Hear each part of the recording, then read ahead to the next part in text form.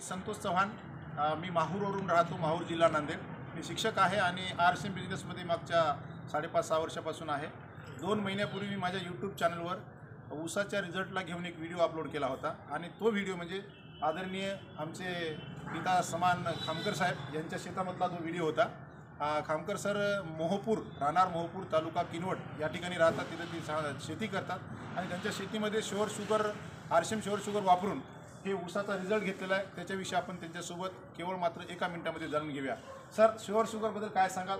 काय तुम्ही रिझल्ट घेतलाय प्लीज? हे शुअर शुगर आणि तुमचा हरित संजीवनी फक्त 2च त्याच्यामध्ये तुम्ही नेहमी जे खतं वापरतात त्याच्यासोबतच फक्त वापरायचं आहे। त्याच्यानंतर समोर तुम्हाला दिसते की हा 15 ते 20 कांड्याचा ऊस आज आहे, अजून 2 महिने बाकी आहेत, त्याला 9 महिन्याचा ऊस आहे। त्याच्यानंतर याची लांबी तर कांड्याची रुंदीसुद्धा लांबीसुद्धा जास्त आहे। वजन 3.5 ते 4 किलो त्या ऊसाचं आहे। बाकीचं मी PVC तंत्रज्ञानासुद्धा ऊस घेतलेला आहे, त्याच्यासोबत स्वरूपचा घेतलेला आहे आणि मारुती संजीवनीचा सुद्धा।